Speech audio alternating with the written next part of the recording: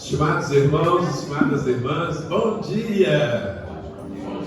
Sejam todos bem-vindos à nossa aprazível e acolhedora comunidade espírita Capela do Sol, nessa manhã maravilhosa de domingo, e que possamos aproveitar bem as boas coisas que nós teremos aqui hoje. A mensagem que nós pegamos é do livro Em Busca da Felicidade, do nosso irmão Sergito de Souza Cavalcante, e saiu justamente na mensagem 98. Ela diz assim: a vida jamais coloca sobre nossos ombros uma carga que esteja acima de nossa capacidade de resistência. São nesses momentos difíceis que surgem grandes oportunidades de crescimento. Entretanto, temos que ter a certeza de que tudo passa em nossas vidas. Tudo tem começo e fim. Se recordarmos, verificaremos que já passamos por inúmeras experiências muito difíceis e superamos todas. O Espírito Emmanuel nos ensina que dificuldades e lutas assemelham-se a materiais didáticos na escola ou andaime nas construções. Amealhar da cultura ou levantar do edifício, desaparecem uns e outros. Assim também acontece com a alegria e o prazer. Cada emoção e humor que vivenciamos passaram fugazes por nossas vidas. Na vida tudo passa, tudo se dissolve. Acolher esta verdade em nosso íntimo vai nos consolar e nos fazer muito bem. Aprendamos a conviver com esses estados de alma e veremos que, após uma noite longa, surgirá um novo dia e o sol voltará a brilhar, como está brilhando hoje. Então vejam o valor da mensagem. Procuremos realmente vivenciar esta mensagem.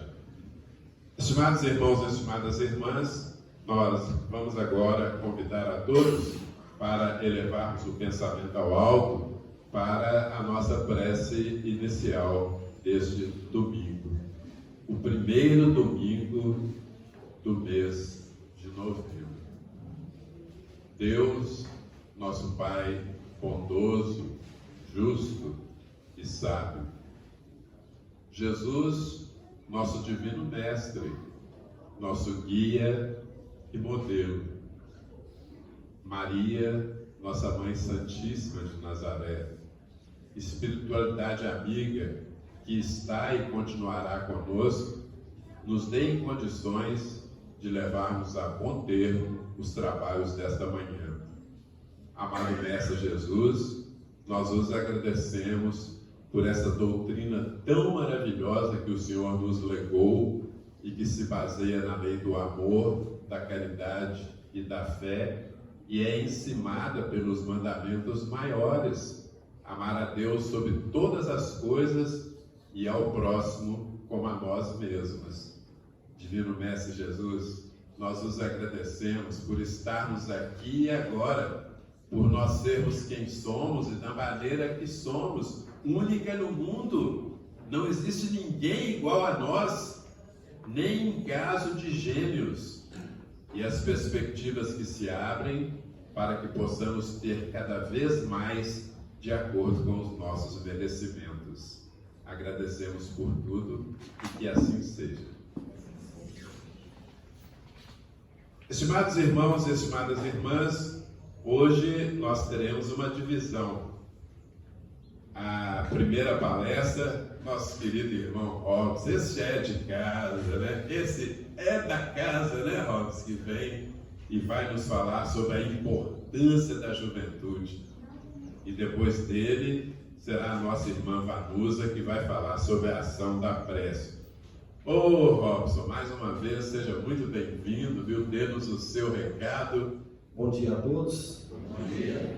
Que Jesus continue nos abençoando, nos amparando, que nós possamos acerenar nossas mentes e os nossos corações, a fim de que nessa manhã nós possamos refletir sobre a mensagem de Jesus, aplicada em nossas vidas. É sempre uma oportunidade bendita estar falando do Evangelho, das propostas de vida, né? Falando aquilo que eu mais preciso ouvir.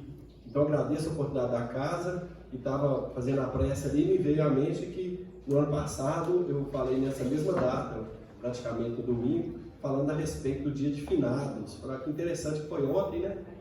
E faz justamente um ano. A proposta da noite, como o Barbosa já da manhã, né? Acostumado a falar à noite, tá vendo? Proposta da manhã, como o Barbosa já anunciou, falar a respeito de juventude. É um projeto, né, que todas as casas, de um determinado período, falaram para a mocidade e de juventude. Mas eu, particularmente, falei em uma outra casa e, do ponto de vista de corpo físico, não tinha jovens. A maioria eram adultos, né? E eu estou vendo aqui também hoje que a maioria são adultos. Mas é importante porque a doutrina espírita ela traz sempre uma perspectiva de imortalidade. A maneira de nos consolar realmente é focando nessa perspectiva de imortalidade.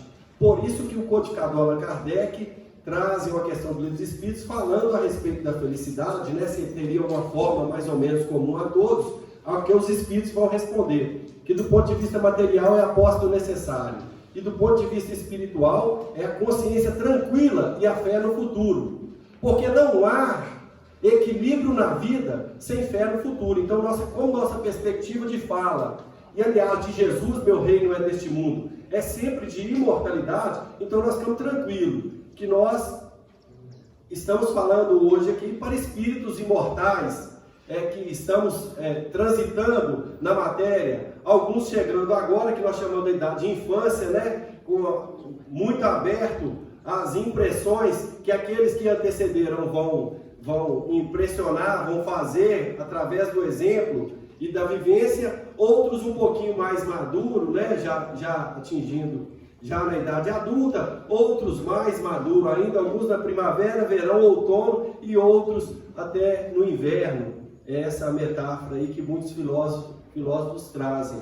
Mas o importante, e é importante a gente entender que quando a gente fala de juventude, nós temos que focar em diversos pontos.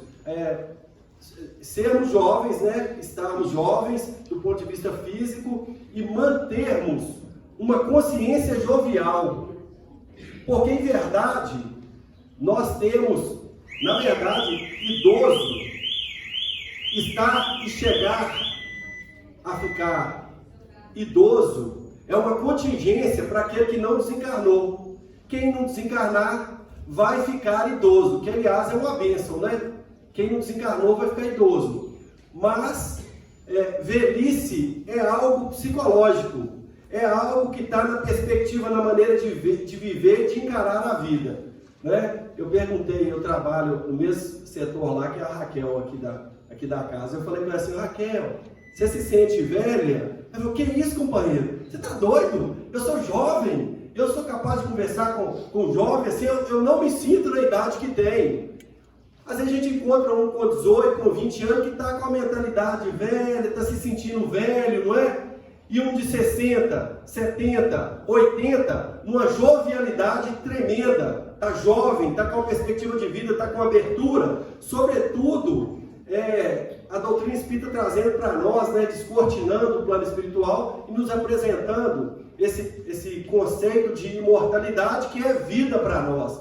Então nós não nos prendemos a uma existência, nós não nos prendemos, e é por isso que Kardec vai falar que do ponto de vista espiritual é a consciência tranquila e a fé no futuro, essa forma da felicidade.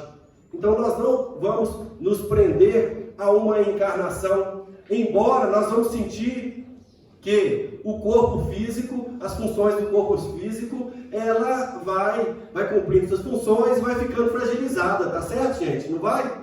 Por mais que a gente toma as medidas que nós temos que tomar para preservar essa máquina chamada corpo físico, com o passar do tempo, e é natural, ela vai se fragilizando com o tempo. Não tem jeito, a gente vai sentir uma dor aqui, uma dor ali, né? Os cabelos algumas vezes começam a cair, é natural, né? A gente não tem mais aquele vigor físico que tinha quando estava na idade mais jovial, isso é natural, mas o espírito permanece na sua trajetória, e quando ele abre essas perspectivas para a vida, quando ele abre essas perspectivas para o conhecimento, quando ele se sente filho de Deus, aí, gente, mesmo com 90, 100 anos, ele se sente jovem, vai se sentir sempre jovem. Então, usar tudo que nós temos do ponto de vista espiritual e focar nesse ponto é que vai nos manter com essa jovialidade, com essa vontade de viver, com essa alegria ao viver. E a doutrina justamente traz isso para nós. Abre os nossos horizontes, vai abrir os nossos horizontes para a gente entender que estamos passando por uma experiência que às vezes vai apertar para nós da dificuldade, né? E o período de juventude é bem interessante porque é um período de muita incerteza. O corpo, a matéria exerce em nós uma influência muito grande. A gente foca na frente, observa algumas coisas que a gente está doido para fazer e nós estamos querendo também ser aceito no meio onde nós estamos. Então alguém faz, você vai lá e faz também para ter essa aceitação, de maneira que é um tumulto danado esse período de juventude. E se nós não equilibrarmos, ele passa para a maturidade também, de certa forma, tumultuado. Usar essas perspectivas espirituais, usar os dons do Espírito, conforme aconteceu com Paulo de Tarso, essa é a proposta para cada um de nós. Transcender a matéria, sair dos 5 sentidos. A gente precisa sair desses 5 sentidos. O Paulo passava por uma dificuldade tremenda, Paulo de Tarso. A gente fala o Paulo, né, Saldanha? Parece que o Paulo é meu primo, meu irmão. Não é Paulo de Tarso que nós estamos falando, né? O Paulo passava por uma dificuldade muito grande, porque ele saiu fundando igrejas. Ele saiu pregando o Evangelho, onde essa mensagem ainda não tinha chegado. Principalmente para aquelas pessoas em que os mais letrados da época, os religiosos, entendiam que não tinham capacidade, não estava na hora, não tinha como. O Paulo saiu, e é por isso que é conhecido como o apóstolo dos gentios. Paulo saiu falando do Evangelho, saiu pregando o Evangelho, saiu fundando a igreja. Mas em determinado momento, narra a obra Paulo Estevão, em determinado momento da vida dele, ele já idoso, ele teve uma dificuldade tremenda, porque ele precisava estar com os núcleos religiosos, as igrejas que ele tinha fundado, onde ele tinha iniciado aquela célula de cristianismo, e em verdade, ele não conseguia porque ele estava preso, ainda que fosse uma prisão domiciliar em Roma, estava preso e ele estava apavorado com aquilo, porque chegavam notícias de todo local que as pessoas estavam precisando de orientação. Todo mundo mandava notícia falando: nossa, aqui está um problema danado na igreja, aqui nós estamos com dificuldade, porque está acontecendo isso, o que nós vamos fazer, Paulo? E aí perguntava, vinham de todos os locais essas perguntas, vinham de todos os locais o interesse em como solucionar o problema. E ele era o ícone, né, o expoente mesmo, porque havia fundado essas igrejas, explicava como agir, e era o mais lúcido, né, naquele meio, explicador do Evangelho. E ele ficou muito amargurado mesmo. Quando de repente, numa noite, ele começa a chorar com essa amargura, porque não podia estar presente para poder esclarecer as dúvidas dos irmãos. E ele foi chorando, e aí ele vai fazer uma prece e começa numa conversa com Jesus, né? Nosso irmão vai falar aqui logo depois a respeito da oração, né? Nossa, gente, o negócio é grande demais, porque a gente coloca como uma fórmula, né? Que oração é como se tivesse uma fórmula, um momento para poder fazer. Porque Jesus ensinou o Pai Nosso, Jesus, ele traz para nós, no Pai Nosso, toda a maneira de nós vivermos, todos os ensinamentos ali inseridos naquela prece, né? E a gente pensa que é um momento, tá, gente? O negócio está pegando, vamos rezar o Pai Nosso aqui. E é até importante, não estamos falando que não é, não. Mas a prece é muito mais do que isso, porque ela transcende. E a prece não precisa de uma hora, de um momento, de um quarto, de fechar o olho, né? De tomar uma postura diferente, a gente falar assim, ô Barbosa, né? Para encerrar, gente, agora nós vamos encerrar a reunião. Pode notar, se puder virar a câmera depois, né? Pode notar, todo mundo conserta na cadeira, arruma na cadeira, estufa o peito, é mais ou menos assim. É como se falasse assim, agora é sério, tá valendo, sabe, gente? É assim, é impressionante, porque a gente ainda tem esse período, esse pedaço, essa hora a gente fragmenta, e oração que brota do coração, nós somos vibrações, um simples desejo é uma oração, você deseja, começa a desejar e a coisa acontece.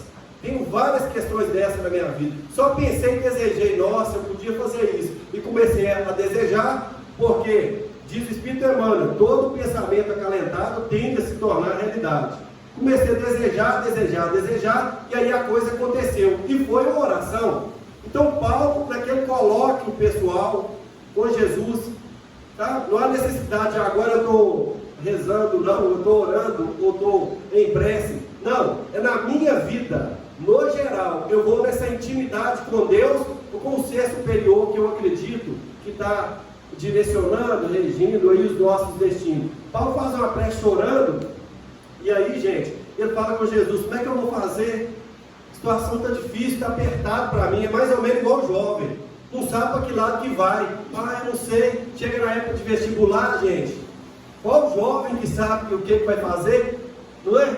Ele fica apertado, às vezes vai, o pai aperta daqui, aperta dali, ele fica numa inconstância danada, não sabe se namora, se não namora, não sabe o que faz, vem um monte de sugestão na cabeça dele, ele fica apertadíssimo com isso, e aí ele pega talvez aquele que está direcionando para suas características e vai e faz, quando termina a faculdade fala assim, nossa, estou achando que não é isso que eu queria não, né? E o pai fica bravo, a mãe fica brava. Hoje tem Enem, né? Hoje tem Enem ainda, né? É hoje, né? Pois é, hoje, aí é aquele momento de pressão total, porque tem que passar, porque tem isso, porque tem aquilo outro, porque a gente impõe, quem chegou na frente impõe, que, nossa, todo mundo passa e todo mundo consegue, e se você não fizer, vai ficar complicado, e vai sofrer pressão de um lado, pressão do outro, e mais ou menos assim, entre aspas, você só vai ser feliz se você conseguir passar, fazer faculdade, etc. Talvez isso não é falado abertamente, né, Barbosa? Mas é uma pressão que o bichinho sofre, que nós sofremos, que nós passamos. Olha só, ele está convivendo com as dificuldades dele, de hormonais, com as questões de firmando personalidade, né? Firmando ali, ele está se assenhoreando de todas as suas potências espirituais, porque isso vai acontecendo na infância, na adolescência ela começa a despertar para aflorar no período adulto e daí por diante, e ainda está sofrendo essa pressão, o que é natural, o que é normal. Mas se ele desde cedo começasse a colocar os poderes do Espírito em evidência, se ele pudesse, gente, se a gente pudesse dar essa sustentação para os nossos jovens, se nós pudéssemos dar e falar, não, fica firme, está tranquilo, faça a sua parte e confia, não, tenha fé, olha, vai, pode seguir, nós estamos aqui, nós vamos estar juntos, você só precisa disso, não, sem pressão, meu filho, você não tem que tirar 10, nem nada, não tem nada disso, não tem que ser melhor que ninguém, você tem que se superar, você tem que superar você mesmo, dentro de uma vontade muito grande. Então você não tem que ser melhor que ninguém, e aí deixa ele calmo e fala, nós estamos aqui na retaguarda. Aí ele fez, errou, pisou na bola, e você vai lá e dá sustentação. Fica tranquilo, é assim mesmo. A educação se faz em erros e acertos. Em erros e acertos. Eu mesmo já tenho errado muitas vezes. Aí ele vai, pisa na bola em algum aspecto, você vai, chama, fica bravo e tal, correto, tá bom. Mas assim, chama, fica bravo e fala, mas depois fala que você também já fez aquilo várias vezes, que a gente costuma esquecer, né? Que nós já fizemos aquilo várias vezes, como Pedro, que negou o Cristo 3 vezes, né? E aquele que bateu no peito falou que não ia negar, e negou. E na hora das confusões na casa do caminho, eu falava, gente, para que nós vamos brigar? Nós somos criaturas frágeis. Eu mesmo neguei o mestre por 3 vezes. Eu mesmo neguei. Ele falava das fragilidades dele. Olha que importante, a gente dá essa perspectiva para o jovem, para ele poder falar. Nós estamos aqui juntos, a gente está junto, pode continuar caminhando. E nos sentindo jovens também, né, com essa mente aberta para o aprendizado, nós continuarmos caminhando e aceitarmos os desafios, os quais a vida nos presenteia com diversos desafios, né? Uma senhora na casa nossa lá, começou a fazer faculdade, ela já estava com quase 80 anos, 70 e alguma coisa. Ela falou, meu sonho é fazer psicologia. Aí abriu a porta para ela, né? Aí ela foi fazer psicologia. Ora, se ela não exercer nessa encarnação, né, ela exerce na próxima encarnação, e o saber, o conhecimento não ocupa lugar, e o tanto que ela vai servir. Então a gente não fica naquela, já estou velho demais para isso. Se você falar que está velho, você está mesmo. Você vai aceitar essa velhice psicológica. É claro que nós vamos entender que nós temos limitações no corpo físico, isso é natural. A gente tem medo, não adianta querer fazer, né, pegar um peso ali que o jovem de 20 anos está na flor ali da idade, e a gente vai lá, é claro que não dá conta. Mas ter essa disposição e estar com o campo aberto para a vida. É isso que a gente precisa. Aí o Paulo, naquela dificuldade dele toda, ele vê um clarão assim, e escuta a voz. Era Jesus. Jesus fala assim, usa os poderes do Espírito. Usa os poderes do Espírito. Ele falou assim, hã? Como assim? Estou entendendo não, Ai. O ai é nosso, né? Mais ou menos assim. Estou entendendo não. O que eu vou fazer? Como é que é? O Paulo, né, gente? Com toda a abertura que ele tinha a partir do Evangelho. Usa os poderes do Espírito. E por que ficou sem entender, igual nós ficamos aqui agora, a voz, que era o próprio Cristo, fala com ele assim, escreve, Paulo, escreve. Mandou ele escrever. Essas cartas de Paulo surgiram assim, escreve. Então, uma comunidade tinha dificuldade, aqui está difícil demais, e tal, está difícil, gente, assim, mandava para ele, o que nós vamos fazer? Aí ele recebia, e aí escrevia a epístola, que não era escrita sozinho, sempre tinha ajuda. Primeiro, sob orientação de Estevão, que Jesus fala assim, doravante, eu vou deixar Estevão mais aconchegado a você. Estevão vai ficar mais próximo. E olha que coisa interessante, Estevão foi a vítima dele, vamos dizer assim, ele que determina o assassinato de Estevão. E agora Estevão, como vítima dele, passa a ser, né, o benfeitor espiritual dele. Olha como que a gente se liga às almas, não é? Uma vítima e um algoz. A vítima então é benfeitor espiritual do algoz. Já estava sendo. Jesus fala que ele vai ficar mais aconchegado. Então, gente, a partir daquela hora, ele começa então a escrever as cartas, né? As epístolas. Vai escrevendo, esclarecendo dúvida, usando os dons do Espírito, para poder fazer chegar a mensagem que chegou até hoje para nós. É por isso que as cartas de Paulo são consideradas o próprio Evangelho de Jesus. Está lá, o Espírito Emmanuel narra isso para nós com muita clareza, não tem como negar de jeito nenhum. E a partir daí, gente, foram vários. E eu trouxe aqui especificamente, considerando que nós estamos falando de juventude, né, Bárbara? Trouxe aqui a segunda carta de Paulo a Timóteo. Timóteo era um menino de 13 anos, gente. Pensa bem, 13 anos. Aliás, nós temos vários no cristianismo primitivo que foram chamados logo que saíram da infância. Sabe? O próprio João Evangelista foi com 14 para 15 anos que foi chamado para o apostolado para dar seu contributo. É claro que nós estamos falando de almas forjadas, nós estamos falando de almas trabalhadas, nós estamos falando de espíritos antigos, né? Já forjados no trabalho. Mas está aí a juventude movimentando, trabalhando, porque a gente vê, escuta, né? Muita gente fala, não, essa juventude de hoje está perdida. No meu tempo, e começa a falar, seu tempo foi bom, mas o de hoje está melhor ainda. A juventude está assim assado. Olha, gente, nós focamos muitas vezes na parte negativa que sempre teve, porque somos espíritos. Ainda, vou falar imperfeito, mas Kardec corrige esse termo falando que a gente é perfectível. Que imperfeito em negação dá a entender que nós somos criados para a imperfeição e vamos ficar imperfeitos. Nós fomos criados espíritos simples e ignorantes e perfectíveis para atingir a perfeição. Então a gente fala assim, no meu tempo a juventude hoje está assim, assim, assado. Está nada, gente. Estão muito melhor, porque isso é evolução, está muito melhor. É só que a questão nossa é que nós focamos em exemplos muitas vezes negativos.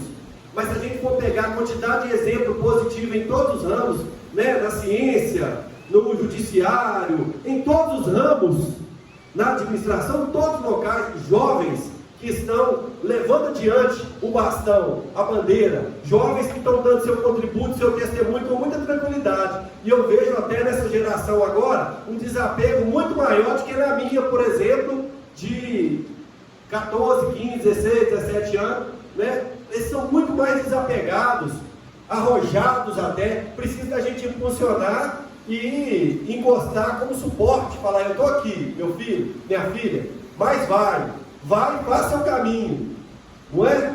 Isso é que precisa, mas eles estão bem mais arrojados, então não há que se dizer que a juventude está perdida, nada disso.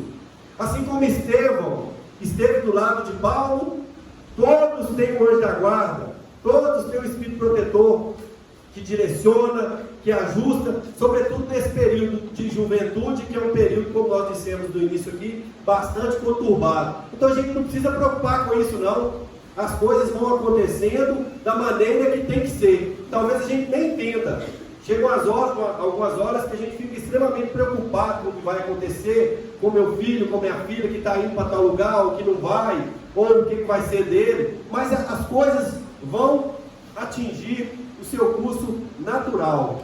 E é por isso que eu trouxe a carta de Paulo aqui, era para ter trazido no próprio Evangelho, né? Mas como eu estava sem o Evangelho lá, trouxe aqui no notebook. Paulo vai escrever para Timóteo essa segunda carta, e aí ele chama ele de filho, Timóteo, meu amado filho, graça, misericórdia e paz da parte de Deus e da parte do Cristo Jesus Senhor. Ele começou cumprimentando, né? Timóteo, meu amado filho, filho do coração. Porque, gente, mesmo quem não teve ou não terá filho nessa encarnação aqui, mesmo quem não gerou no próprio ventre, ou mesmo quem não adotou para sua própria intimidade, mesmo não sendo na consanguinidade, tem responsabilidade com muitos filhos do coração. Nós podemos ter certeza disso aí. A gente tem responsabilidade, tudo que nós estamos falando, tudo que nós estamos pensando, a forma que nós estamos agindo, está plasmando, está fecundando na juventude que está ao nosso redor. Então a gente fala assim, eu estou tranquilo, eu não vou mexer com o filho não, está muito difícil, eu estou assim, está extremamente enganado, porque tudo que você faz vai gerar responsabilidade. E Paulo, que não casou, né, ficou noivo de Abigail, mas não deu tempo, Abigail desencarnou, ele não casou e chama Timóteo de filho, filho do coração, porque ele fecundava o espírito de Timóteo. Então, gente, toda vez que você estiver perto de um jovem, você pode olhar assim de lado, né, e falar assim, nossa, o que eu estou falando, estou pensando, porque eu estou fecundando o espírito desse jovem aqui agora. E alguns muito mais presente na sua vida, às vezes é um sobrinho, é um afilhado, ou é um vizinho que você nem explica, mas você sabe que exerce por ele, exerce nele uma influência muito grande. Então a carta de Paulo inicia Timóteo abrindo os horizontes para cada um de nós, abre o nosso campo de responsabilidade, porque quem está na frente está fecundando a nós, e quem chegou depois, a gente começa a fecundar do ponto de vista espiritual, com todos os conhecimentos intelectuais e morais que nós agregamos. Nós influenciamos todos aqueles jovens que estão ao nosso redor. Está claro isso, gente? Está muito filosófico? Está dando sono? Não? Vocês estão com o olhar assim, ó, nossa, e agora, hein? Então tá, relaxa, pode relaxar, não é hora da prece não, mas vamos relaxar, vamos ficar tranquilos, né? Olha, gente, mas é isso mesmo, isso é uma verdade. Aliás, no capítulo, acho que é 8 do livro Pensamento e Vida, a gente estuda lá na casa, o Emmanuel fala de associação, o capítulo chama associação, que nós estamos vivendo associados, e tudo que nós fazemos repercute no outro, seja ele criança, jovem ou idoso, há uma repercussão, uma inter-repercussão. Então a gente repercute uns nos outros. Quando almas que estão em período de formação, é muito mais forte. Tudo que alguém que está está em período de formação, observa o que você está fazendo, imprime nele. Por isso que na infância Kardec ensina que é a impressão dos caracteres educativos. Não é nem moldar, não, porque o espírito já vem antigo. Você vai imprimir caracteres educativos na infância. Por isso que tamanha importância. O que nós estamos falando e que Paulo começa a falar, do nível de responsabilidade de cada um de nós ao influenciarmos e sofrermos influência uns aos outros. Por isso que ele chama Timóteo de meu filho, filho do coração. E aí ele continua falando assim: dou graças a Deus, a quem desde os meus antepassados sirvo, com a consciência pura, de que sem cessar faço memória de ti, nas minhas orações noite e dia. Gente, engraçado, né? Dou graças a Deus, a quem desde os meus antepassados sirvo. Olha, o Paulo está falando que ele dá graça desde os antepassados dele. Olha que coisa interessante, gente.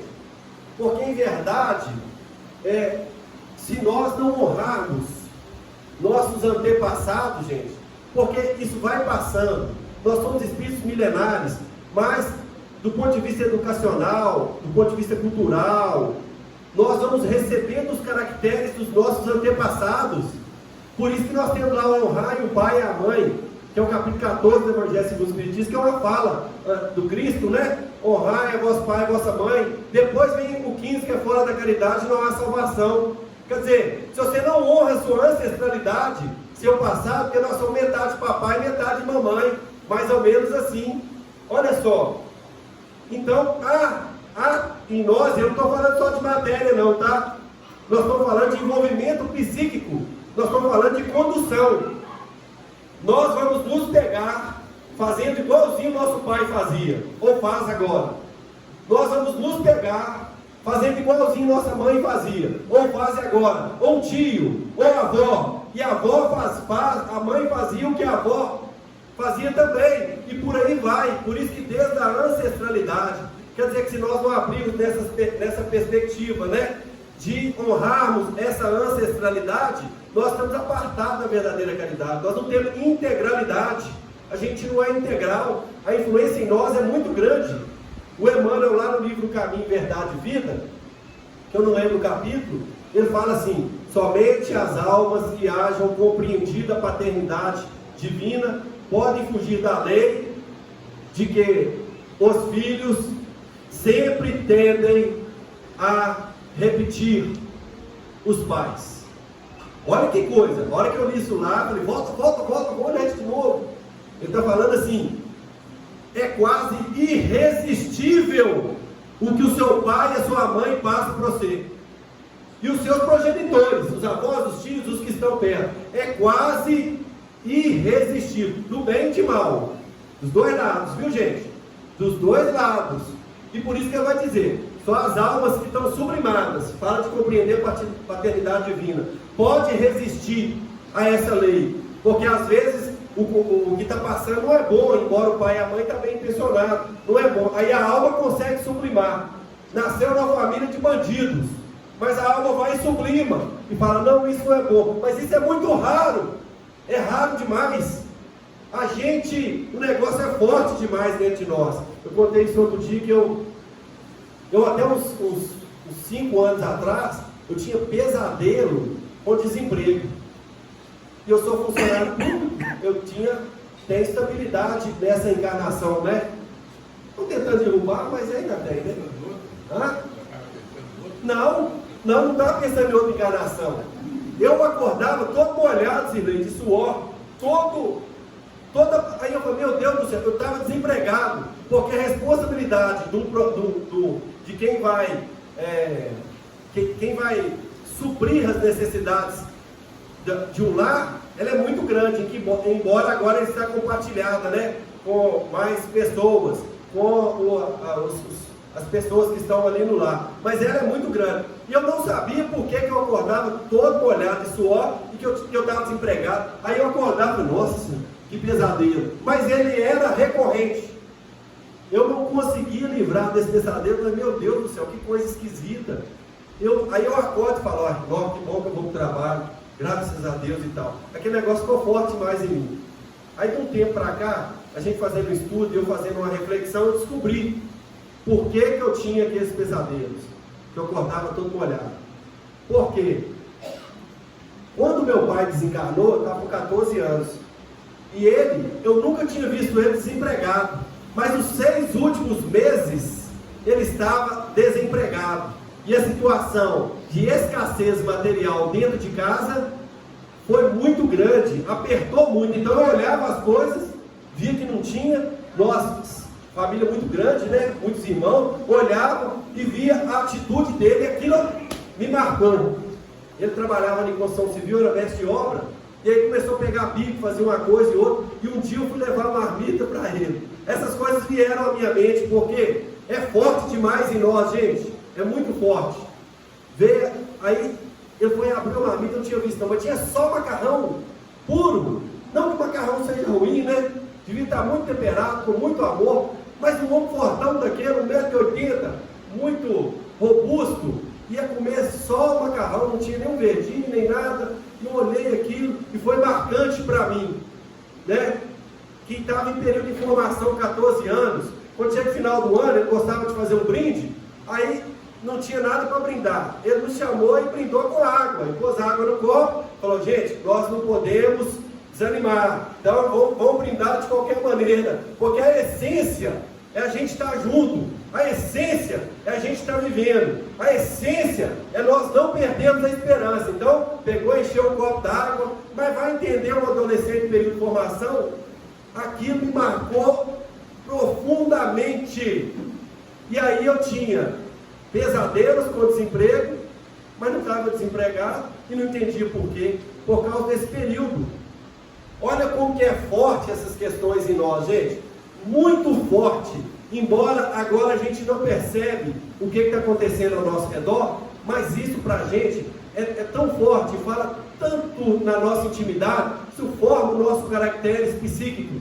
Qualquer coisa que você fala, se você chama a criança de burro, ou o adolescente de incompetente, ou que ele não vai dar conta e tal, aquilo vai impregnar na intimidade dele, vai ser difícil dele superar. Então, nós estamos mostrando o tamanho da nossa responsabilidade. Olha só que questões. O negócio é tão forte, gente. Eu falei isso lá, eu sempre que vou falar desse tema, eu lembro.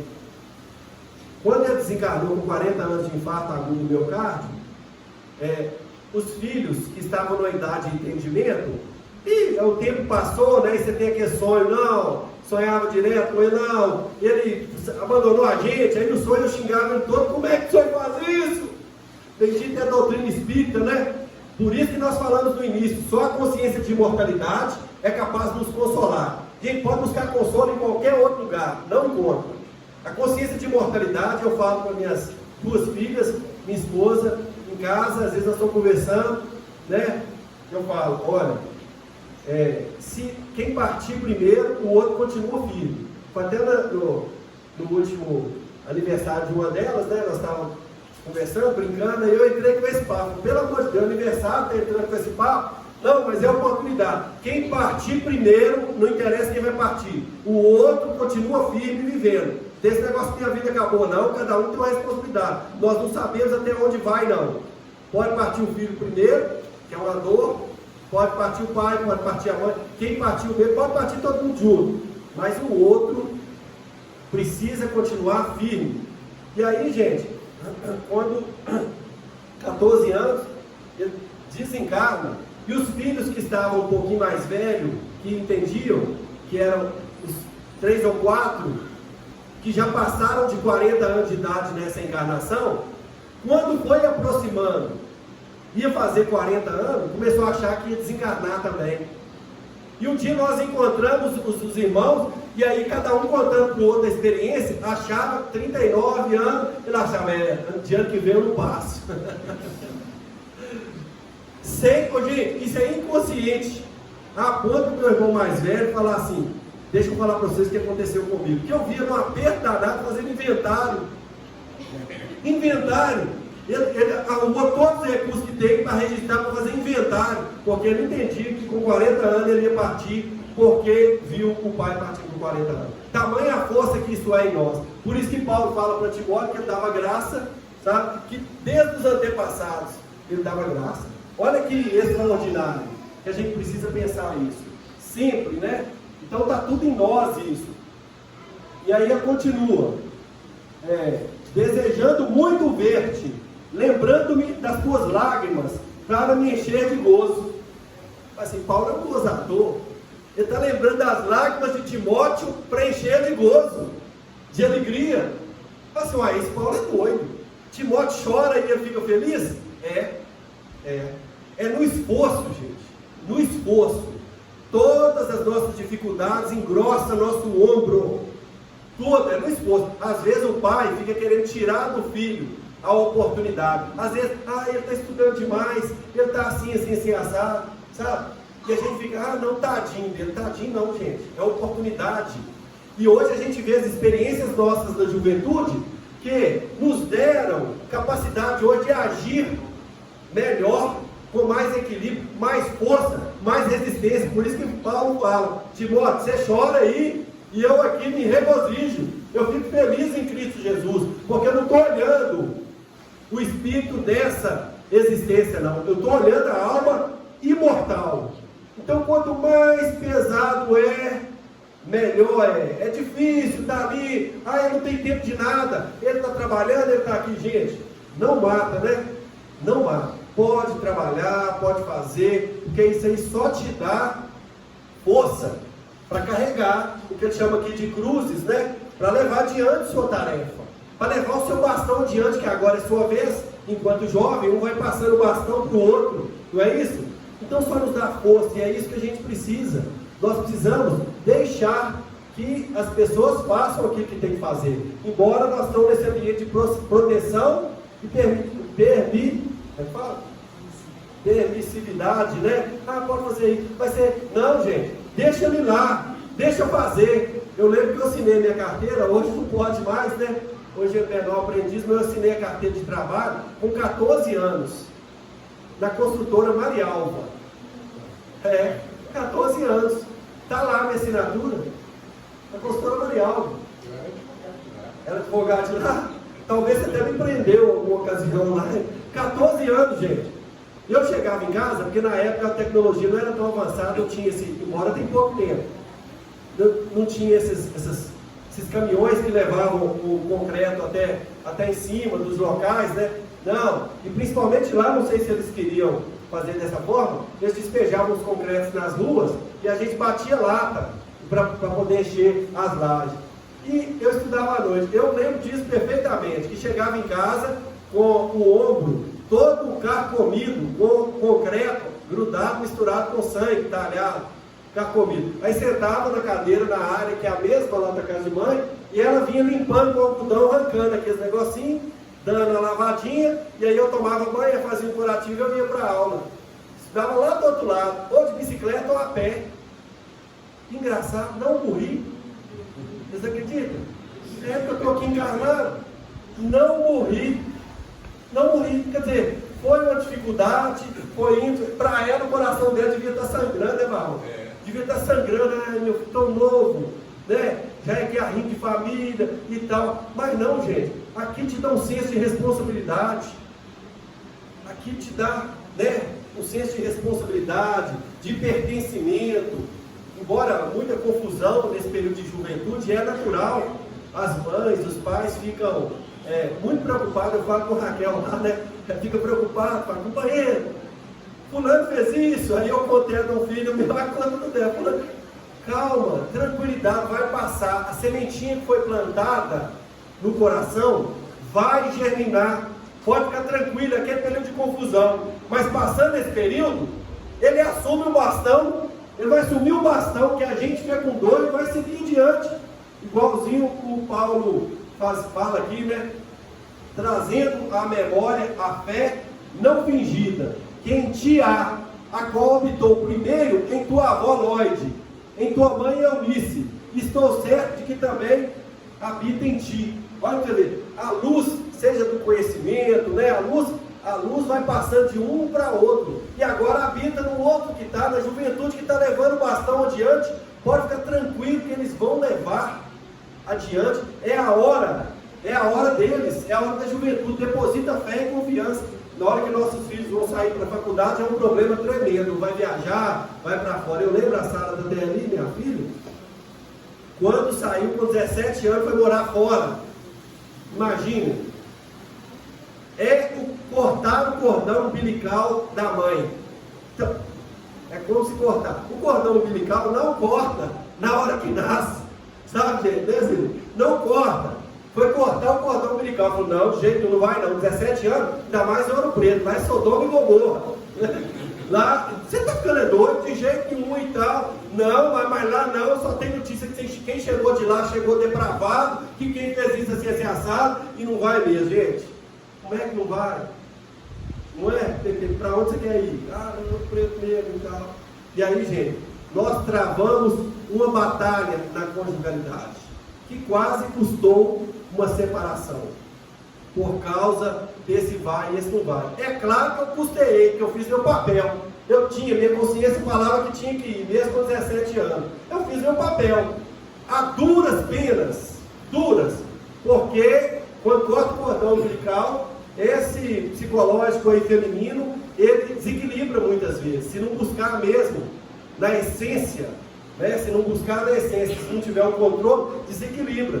Então ficou lá por 5 a 6 anos, e fez, e aí no primeiro ano foi terrível essa separação, e depois a coisa foi se ajustando, e voltou agora muito mais madura, vivenciou suas experiências, vai vivenciar muitas outras, se não desencarnar antes, mas vai vivenciar muitas outras. Aí fala assim, encarnar, bate na boca, vai não, né? A mãe fica morrendo de medo, pode, isso é possível, mas a notícia boa é que continua vivendo e vida em abundância.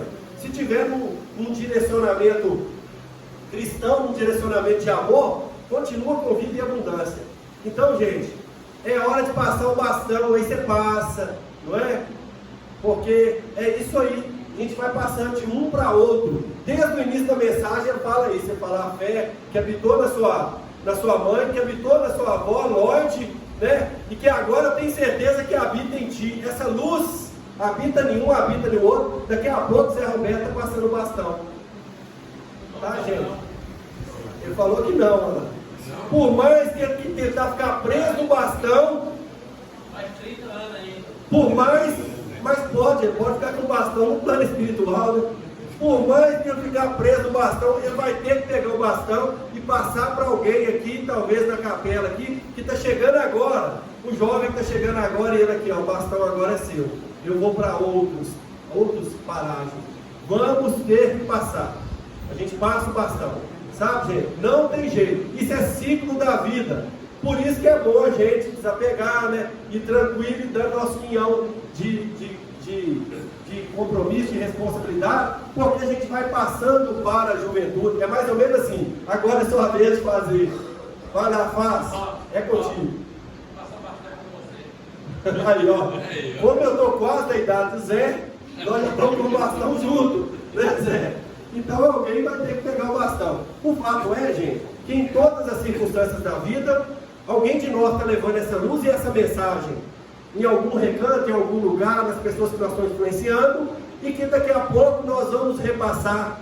Porque da onde surgiu tudo que nós conhecemos e que tem hoje aqui agora? De alguém que repassou o bastão do conhecimento, né, da sabedoria, do amor para nós. E aí nós pegamos esse bastão e damos continuidade. Por isso que eu falo, a fé que habitou em um, vai habitar no outro e vai habitar no outro também. Porque Deus não nos deu o espírito de temor, mas o de fortaleza e de amor e de moderação. Assim, você vai pegar, jovem, porque você não precisa ficar com medo, não, vai, porque ter medo é até natural. Aliás, o Emmanuel, numa lição do livro que eu esqueci o nome, sei que o capítulo chama Religião, ele fala assim, a fé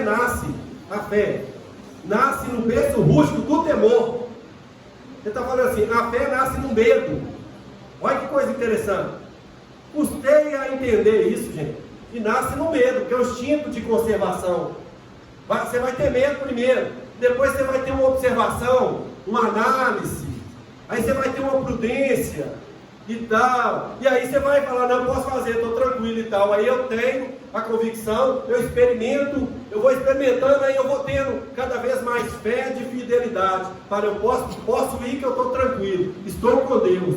Mas ela nasce no berço rústico do temor. Por isso que eu falo com o Timóteo, não no espírito de temor, né? Mas de coragem, de amor. Olha só, é assim com a gente também. A gente inicia com medo de fazer alguma coisa. Nós precisamos ser projetados enquanto jovem e projetar o jovem. A gente tem aquele temor, mas depois a gente vai experimentando, vai fazendo, é igual tirar a carteira de habilitação, né? Você vai no meio danado, depois você começa a dirigir. Quando fala que é para ir em Belo Horizonte, ai meu Deus, só dirigir você pagou. Aí você vai até a primeira vez com alguém te guiando, chega aqui todo trêmulo, todo suado, não sei vocês, comigo foi assim.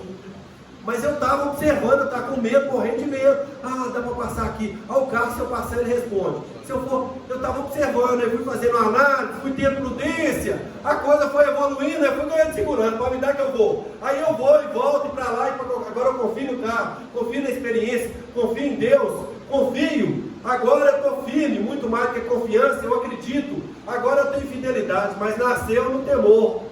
Tá, gente? Nasce no temor. Então vai ficar com medo, mas empurra, projeta o jovem para sair do ninho. E a gente também nos sentimos jovens, somos projetados a executar, a fazer, a mobilizar. Não vamos ter medo de assumir compromisso, não. É claro, dentro daquilo que a gente dá conta. Não adianta assumir um monte de coisa e não fazer nada, né? Dentro daquilo que a gente dá conta, faça. Nós somos administradores dos bens de Deus, não é? Fiéis ou infiéis, conforme a nossa atitude, conforme o que a gente faz. Mas nós somos administradores. Aliás, Jesus conta a parábola do administrador, né? Só que o administrador é infiel. Então a gente precisa de pensar assim: olha, estou aqui, né? Estou firme, estou nessa encarnação para realizar algo dentro de mim. E aí eu vou realizando e vou fazendo. Estou com medo demais, gente. Nessa hora eu estou com medo demais. Aí a gente chama Deus na conversa, né? E aí prossegue com ele, fala, nossa Senhor, eu estou morrendo de medo disso que vai acontecer. Só que eu preciso fazer. Então o senhor vê o que o senhor pode fazer por mim. Agora é com o senhor. O senhor vê o que o senhor pode fazer por mim, que eu estou caminhando. Mas não para de caminhar. Tem hora que a gente vai dar uma fraquejada, é normal, é natural. Mas aí você sacode a poeira e segue. Tem hora que você chora. O Paulo chorou quando ele pregou lá em Atenas. Pessoal muito intelectualizado lá na Grécia, né? Aí ele foi pregar, o pessoal virou as costas para ele, achou ele como louco. Aí ele chorou. Foi difícil para ele. Mas ele continuou sua caminhada, né? E ele saltando muito, porque nosso tempo já... Engraçado, né, gente? Os relógios hoje mudaram. Negócio doido, né? Não sei os seus, mas no meu caso o relógio mudou, o horário, uma hora a mais. Aconteceu com vocês, não? Ah, então tá bom, então não foi só lá não. O horário de verão, né, mas já tinha mudado. Duas programações, entendi. Aí, gente, encerrando, né? Quem relógio ali tá doido, não? Falta 10 para 10? O meu falta 2. Falta 2 minutos para 10. Ah, eu vou olhar aquele ali que falta 10. Fortifica na graça que há em Cristo Jesus. Fortificar na graça que há em Cristo Jesus, sabe, gente? Nós estamos falando questões muito religiosas, se nós não interpretar a religião como religarem, não. Nós recebemos um videozinho de um camarada famoso aí, conhecido, contando a respeito da questão da espiritualidade dele, e ele falando que jogava capoeira, e brincava lá, e o pessoal, todo que jogava com ele, era do candomblé. Aí o pessoal, vou lá no terreiro, vou lá no centro e tal, e ele falou, pô, não acredito em nada disso, eu não acredito em nada desse, como é que eu vou lá? Ah, mas é tudo meu amigo, eles estão chamando e tal. Aí ele disse que fez uma visita lá no terreiro de candomblé lá. E aí quando ele chegou, aquele barulho, aquele atabaque, aquilo é sugestivo, né, gente? É sugestivo para a transcendência, né? Você sente o tabaco, o trem vibra no você. Alguns escutar uma musiquinha, ele entorpou e dá passividade na hora, manifesta. Um tabaquezinho, algumas músicas, um cheiro, alguma coisa assim, sempre facilita essa manifestação. O indivíduo expande o perispírito e favorece. Ele disse que escutou e ele falou, não, eu tenho que ter respeito aqui com meus companheiros, mas na verdade eu não acredito em nada disso. E aí estava lá os médicos lá incorporados, ele falou que passava em cada um, tinha alguma coisa que ia fazer, que era muito bonito, que tinha combinado com ele, não, depois tem um comes e bebes. Ele falou, opa, então eu vou, tá tranquilo, tem um comes e bebes depois. E aí ele disse que foi, e tal, e foi analisando isso, que ambiente gostoso, onde tabaco, estou me sentindo bem, e tal, embora eu não acredite em nada daquilo. Aí o médico falava uma coisa, o espírito falava outra, e no final eles iam para os comes e bebes, mas tinha que passar no médico que estava incorporado lá, tinha que passar na portinha do bambu, e ele passava o médico, punha a mão na cabeça e falava alguma coisa. Ele falou, o que ele vai falar de mim, né? Eu não acredito em nada disso. E aí ele deixou todo mundo ir e ficou para trás.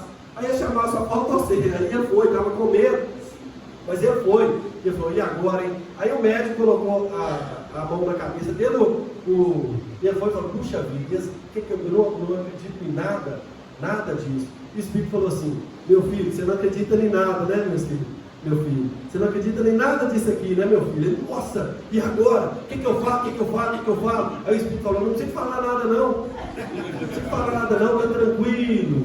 Aí dá lição para ele de imortalidade. O que você acredita ou deixou de acreditar não interessa. Importa como você vive. Sabe, gente? Não adianta a gente ficar cheio de receitinha de religiosidade, de ir, de vir, de marcar horário, não. Religiosidade, religião é na vida. Sabe, ele que se dizia ateu, mas ateu, graças a Deus, né? Completamente, não tinha nada de ateu, porque é um envolvimento de religiosidade constante, e é isso que nós precisamos. Não interessa nem denominação religiosa, não interessa. Interessa o que você pensa, o que você vibra, o que você faz, suas perspectivas fecundadas a partir do Evangelho, e é por isso que Jesus chama um jovem, né? Um jovem para o apostolado. É por isso que Jesus chama um jovem para segui-lo, para seguir. Ele fala assim, Senhor, o que eu tenho a fazer para atingir a vida eterna? Ele vai falar assim, olha, vai, vende tudo que tem, dá aos pobres e siga-me.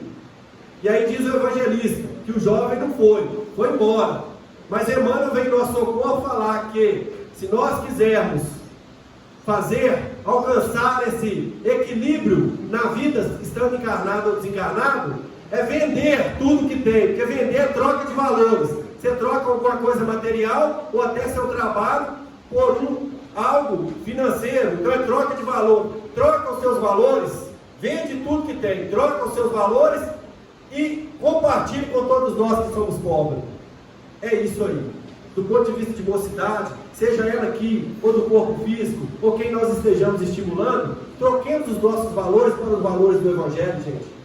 Nós não vamos encontrar nada aqui nessa encarnação e nem em lugar nenhum superior a isso. Porque é o próprio amor, e o amor é sempre vida. Que Jesus nos abençoe e nos ampare. Os nossos mais sinceros agradecimentos, né, ao Robson, que, conforme eu disse de início, ele já é de casa, já pertence aqui à nossa querida Capela do Sol. Seja sempre bem-vindo e traga o seu recado, que nós gostamos demais dele e aproveitamos muito. Você é Arthur Valadares? É. Então, olha, o Zé está nos dando um recado. No final do mês, imperdível a palestra do Arthur Valadares aqui na Capela do Sol. E já deu para perceber que os nossos trabalhos, né, estão em pleno ritmo. Nós já começamos o tratamento espiritual, depois será a vez dos passes, mas agora temos a satisfação de chamar a nossa querida colega e companheira de jornada, Vanusa, que vai falar sobre a ação da prece. Nós vamos falar sobre a ação da prece. Quando nós falamos em prece, a gente lembra logo da prece, aquela prece que todos nós sabemos, o Pai Nosso, a Ave Maria, uma prece decorada. E no movimento espírita, nós já olhamos, não com outros olhos, mas nós aprendemos com a espiritualidade superior, e nós devemos fazer uma prece o quê? Do coração. Uma prece que brota ali naquele sentimento, naquela hora. E nós hoje vamos olhar do Evangelho segundo o Espiritismo, é o capítulo, vamos ler o trechinho.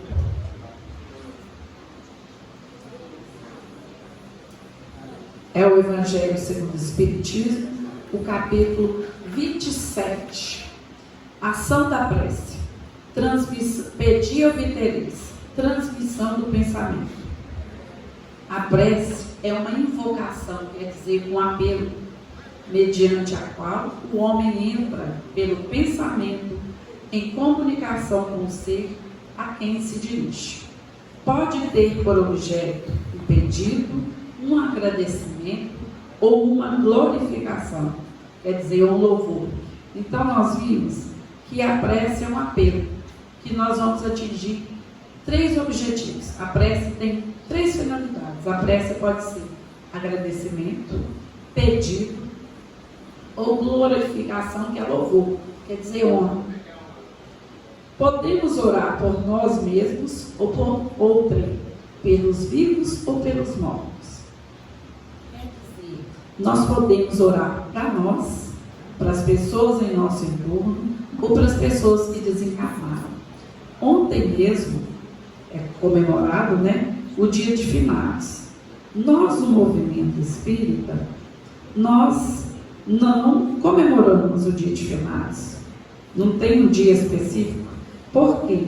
Nós já sabemos que morreu, acabou, gente.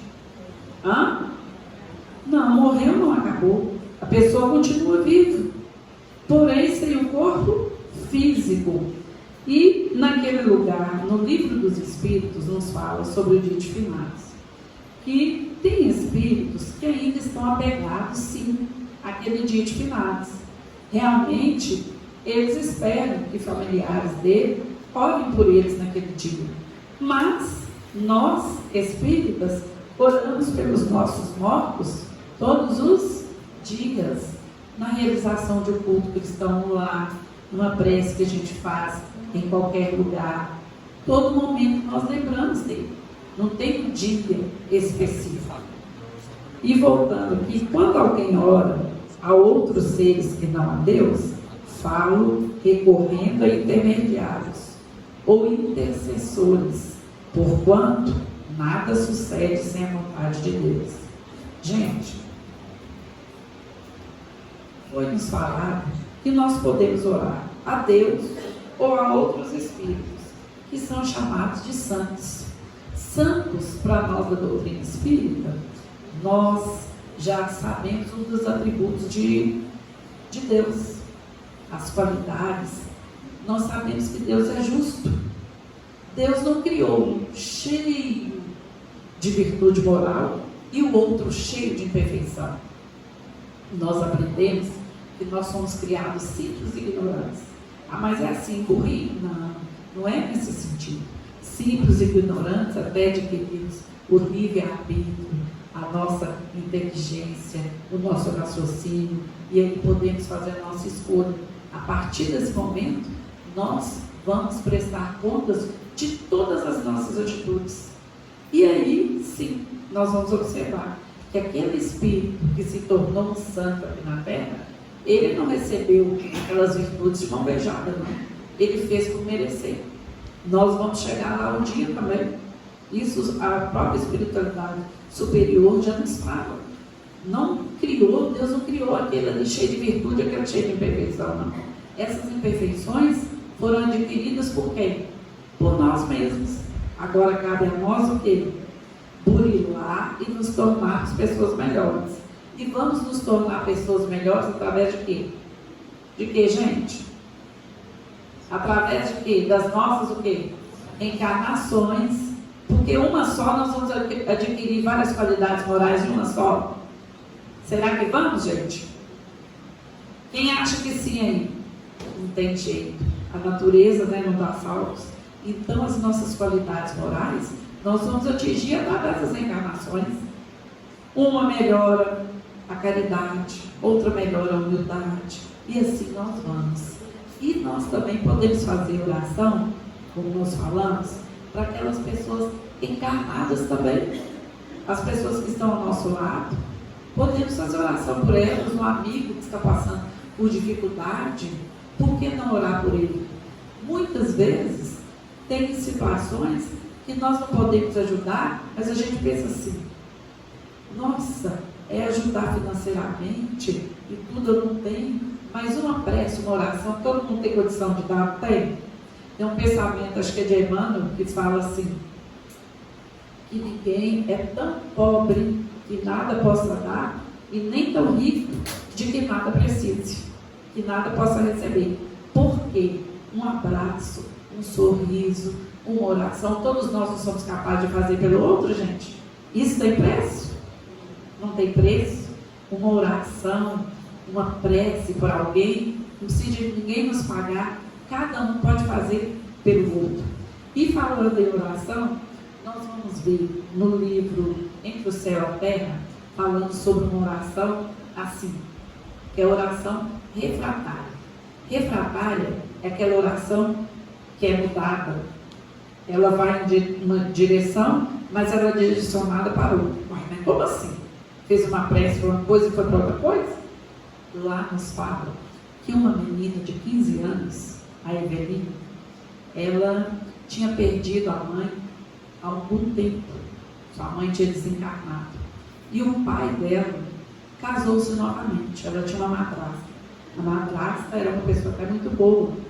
Só que a mãe dela, por um processo obsessivo, a mãe desencarnou, mas não estava aceitando bem aquela situação do seu companheiro ter seguido sua vida em frente e ter casado novamente.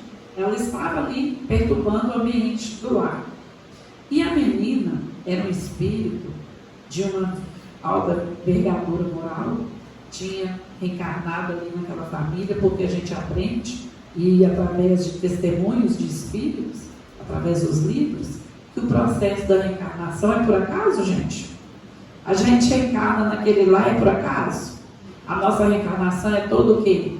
Planejada, programada. Não é assim, pega esse espírito, joga ali, pega esse outro, vai naquela casa. Não, é todo feito uma preparação, um planejamento pelos médicos do plano espiritual, pelos engenheiros que a gente observa na questão da genética, até na questão aí do simples ato sexual. A espiritualidade não vai ficar ali não, porque a gente sabe que não vai ficar presente, que eles por serem espíritos sérios, eles ali não, mas a partir do momento, na hora da fecundação, até na observação ali do óvulo, que vai melhor se adequar ao compromisso nosso naquela presente reencarnação, eles estão ali ajudando. Isso estava nas obras de André Luiz e outras obras.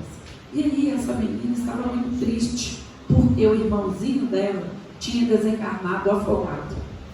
E ela, o que ela pensou em fazer? Fez uma oração, mas pedindo para o espírito da mãe dela que ajudasse no lar, que o pai dela estava muito chateado, passando por problemas financeiros, e que o lar dela estava um tumulto só, e com a morte do irmãozinho, estava todo mundo muito triste.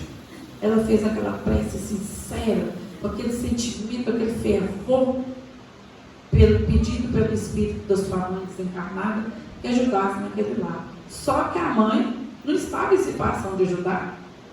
Ela estava em um processo de obsessão, obsidiando a madrasta.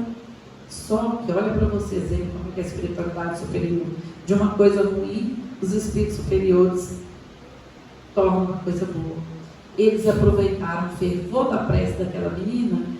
A prece chegou no plano espiritual elevado. Os espíritos observaram a vibração e foram ajudar essa irmã. A mãe não estava em condição de ajudar, mas eles iriam ajudar aquela menina sim. Lá eles foram. Chegando lá, eles observaram a menina. Estava no quarto, bordando e olhando para a foto da mãe dela, que tinha desencarnado. E eles explicando para André Luiz que a mãe não estava em condição de ajudar, mas que eles iriam interceder. E que a mãe também iria receber auxílio graças à prece daquela menina. Olha para vocês verem o quão é importante nós orarmos. E continuando, nós observamos que Jesus, ele passou na terra, ele orava, mas trabalho. Ele não ficava só orando, meditando, não. Jesus, ele orava e trabalhava, nos exemplificando que o trabalho também é uma prece. A gente observa no movimento espírita, médiuns como Chico Xavier e o Divaldo Pereira Franco, eles viveram da mediunidade? Não viveram da mediunidade, não. Eles trabalhavam, eles aposentaram. Chico Xavier é funcionário público, o Divaldo também funcionário público. Não viviam da mediunidade. Tinham os momentos de oração, de auxílio ao próximo, mas eles também tinham o trabalho material. E a gente observa que, no momento de oração, muitas vezes a pessoa chega em casa espírita, muitos de vocês podem ter visto isso. Tem aquela placa, né? O silêncio é uma prece. Alguém já viu isso? Silêncio é uma prece. Sim, o silêncio é uma prece. Mas desde quando o nosso coração esteja o quê? Em sintoma? Que não significa que, por estar silencioso, que nós estamos equilibrados e quietos.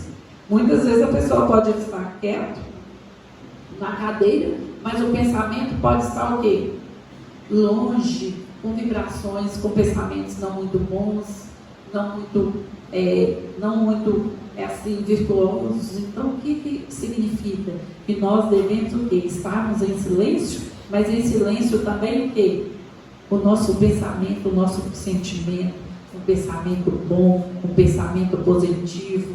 Porque muitas vezes a gente chega na casa de oração e muitas pessoas que não vêm no movimento espírita, que a gente sabe que está passando por momentos sérios, elas muitas vezes falam assim: ó, você está indo lá orar? Reza para mim lá. É ou não é, gente? Não é assim? Reza para mim, você está indo? Reza para mim. Ah, põe meu nome lá no livro. É necessário a gente fazer isso? Sim, a gente vai ajudá-la. Mas seria importante que ela o quê? Viesse também. O dia dela chegar, virá. Mas a oração a gente pode fazer por ela? Pode sim. Porque a pessoa vai receber? Vai. Porque a espiritualidade amiga ajuda todo mundo, independente de religião. No movimento espírita aqui, temos espíritas de padres, freiras, porque não tem bandeira religiosa. O trabalho de Cristo, o trabalho de Jesus é um só. Não tem que olhar se é católico, se é espírita, se é isso ou aquilo, não. Se é o trabalho do bem, eles estão sempre ajudando. E aqui é um livro, gente, que eu adoro, que é Richard Simonetti. E eu esqueci o meu em casa, fui correndo ali na livraria, pedi a Andréia para me emprestar. E esse livro, gente, está com preço ótimo. Não vou falar aqui não, porque não recebo puxão de orelha, mas esse livro aqui está com preço ótimo. E é um livro que é de Richard Simonetti, quem conhece, ele desencarnou, acho que foi o ano passado. E ele, assim, a didática dele, ele trabalha com vários temas, e os livros dele são interessantes porque tem ilustração, e a gente diverte com cada leitura, tem uma ilustração interessante. E ele é simples, e é uma linguagem que todo mundo dá para entender. E por falar em prece, um outro livro também de Richard Simonetti, eu ouvi essa história, que é muito interessante. Conta que um fazendeiro, ele ia para a cidade, no seu cavalo, e ele sempre passava por um caminho, mas esse dia ele resolveu passar por outro caminho. Quando ele está bem na estrada, quando ele olha numa casinha bem humilde, bem simples, ele vê uma menina ajoelhada. E ele vai e pensa: o que é aquilo ali, gente? O que a menina está ajoelhada ali? Foi continuando no seu caminho, falou: vou lá olhar. Voltou. Como se diz a consciência, né? Ele voltou, chegou lá, perguntou para ela por que ela estava ajoelhada. Ela falou que estava orando a Virgem Maria, que ajudasse ela naquele momento, porque o pai dela tinha morrido e a mãe dela estava doente na cama. A mãe dela, acho que lavava roupa para as pessoas, estava doente na cama, e que os irmãos dela menores estavam todo mundo sem o que comer, todo mundo passando por uma dificuldade ali, quem poderia ajudar? Ele era uma pessoa assim, rude, bruta, mas ele tinha um coração bom. Ele tirou do bolso algum dinheiro, deu para ela, falou assim: vai lá na Mazda da cidade comprar alguma coisa para vocês comerem, e eu ainda vou voltar aqui para ver o que eu posso fazer. E Deus não ajuda ninguém, não, é eu que estou te ajudando, não tem nada de Deus não. E foi embora. Quando ele foi embora, ele olhou lá novamente, a menina continuou de joelho, ele falou: o que é isso? voltou de novo para perguntar à menina por que ela continuava de joelho. Ela falou assim: olha, eu fiz oração à Virgem Maria para me mandar uma ajuda e ela me mandou o Senhor. Por quê, gente? Deus ajuda a criatura através das criaturas. Deus nos ajuda através do outro. Muitas vezes o momento mais difícil da nossa vida, que a gente faz uma oração, de repente a gente recebe o telefonema de um amigo ou de uma amiga e a gente está falando: nossa, que coincidência, eu estava precisando de ouvir isso que você falou comigo. Ou então a gente encontra com a pessoa, ou então a pessoa vai nos visitar. Há muito tempo que a pessoa não nos visita, vai nos visitar e a gente fala: nossa, estava precisando de ouvir alguém para desabafar e você surgiu. Foi por acaso, gente? Não, foi através do auxílio de Deus e através também dos amigos espirituais, que eles orientam aquela pessoa a nos ligar, a nos visitar. Por quê? Deus não vai materializar na nossa frente para nos ajudar, não. Ele vai nos ajudar através das criaturas. E é tão interessante a história do Chico.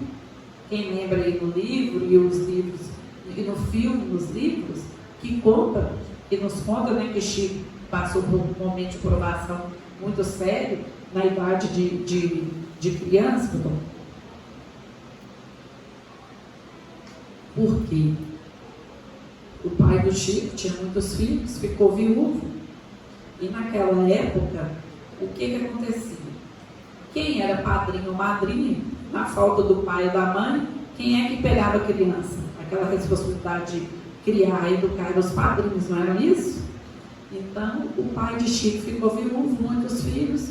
O Chico foi morar com sua madrinha, mas a sua madrinha era uma pessoa assim, que não tinha muito conhecimento, mas ela não fazia nem por tanta maldade, porque ela sofria, que a gente vai observar, ela sofria um processo muito grande obsessivo. E o que é que ela fazia?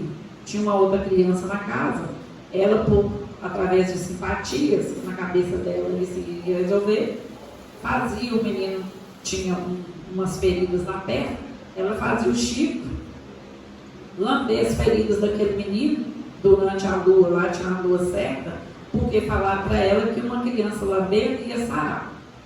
E obrigava Chico a lamber aquelas feridas. Mas Chico lambia e ficava, não aceitava muito bem. Ele ficava um pouco rebelde.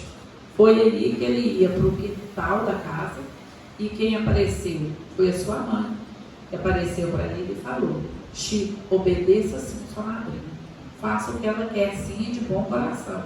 E explicou para ele que a situação que ele estava passando ia melhorar.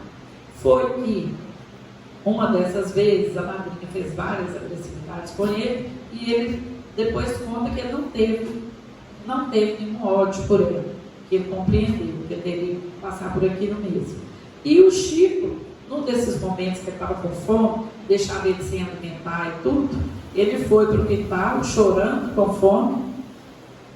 A sua mãe apareceu para ele, pediu que ele fizesse uma oração, ele fez. E o que apareceu para o Chico? No momento que ele estava com fome, um cachorro apareceu, trazendo o quê? Um jatobá. A gente, assim como se diz, não pode nem falar que é mais velho, né? Um dia desse eu fui contar essa história na evangelização, os meninos não conhecem. O cachorro veio trazendo o jatobá. Quem conhece jatobá aí, gente? Levanta o dedo. Ai, graças a Deus aqui, toda a maioria. Então essas gerações de hoje em dia, eles não conhecem. Então o cachorro levou um jatobá. E o Chico pegou aquele jatobá, comeu, e o outro ele colocou na água e foi tomando, passou a fome. E a gente hoje em dia já sabe, pela UFMG e tudo, né? Que o jatobá, em questão de nutrientes, tem vários nutrientes que o nosso corpo necessita. E olha para vocês verem, na história do Chico, Deus o ajudou através do quê? De um cão. Quantas vezes na nossa vida uma pessoa vai nos ajudar, não é um espírito, mas até mesmo os animais, mas sendo levado pelos nossos espíritos amigos. E porque a gente tem que ter ideia que Deus ajuda as criaturas através das criaturas.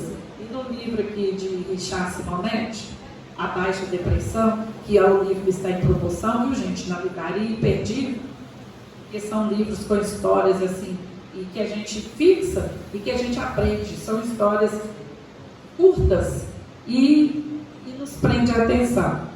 Do livro A Baixa Depressão, tem uma história que eu achei interessante, que muito tempo atrás, Ana Maria Braga, que ela faz a abertura, né, do programa, eu estava de férias, Ana Maria começou com a história, eu falei, olha lá, a história do livro espírita, só que ela não falou que era espírita, né, gente, que fala no livro, ela só contou. A história começa assim: ajuda divina. Chovia torrencialmente. O rio transbordava. As águas invadiam o vilarejo. Aquele crente fervoroso que morava sozinho em confortável vivenda multiplicou orações pedindo assistência do céu. Em dado momento, ante o avanço da enchente, foi para o telhado, confiante de que Deus o salvaria. As águas subindo. Passou um barco recolhendo pessoas ilhadas. Não é preciso, Deus me salvará, podem ir embora. As águas subindo. Passou uma lancha.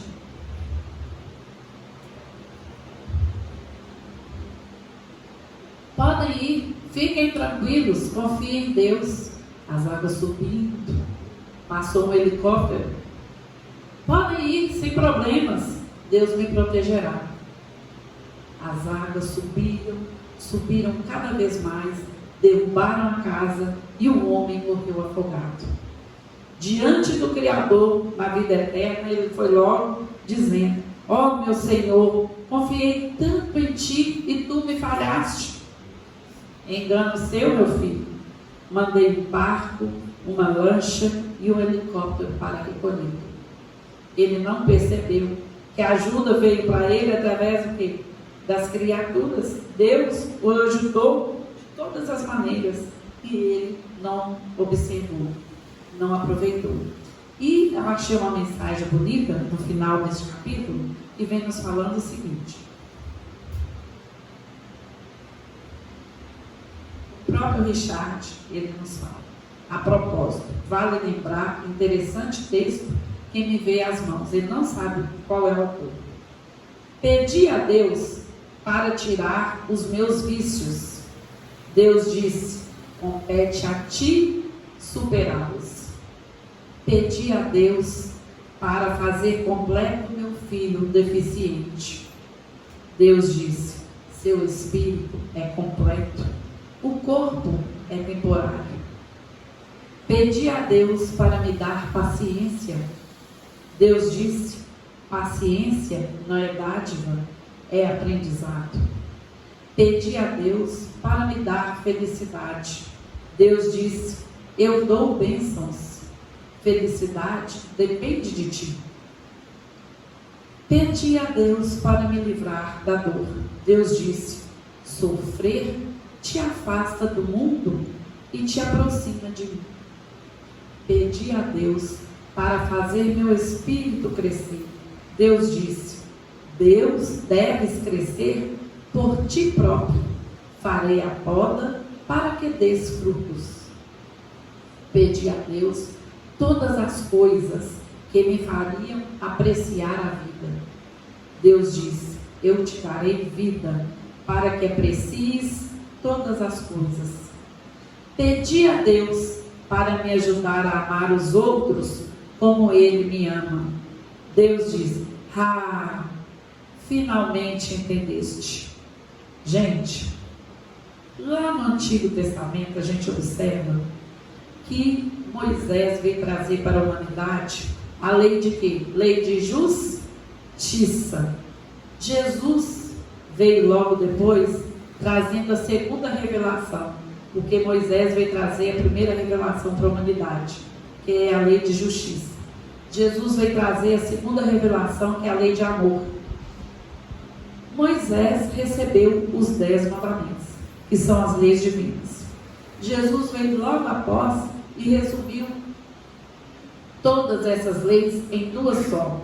Quem se lembra aí, gente, o resumo dessas leis todas? Qual é a primeira que Jesus resumiu os mandamentos? Pode falar, gente, sem medo. Amar a Deus sobre todas as coisas. E a segunda, amar ao próximo como a si mesmo. Por quê?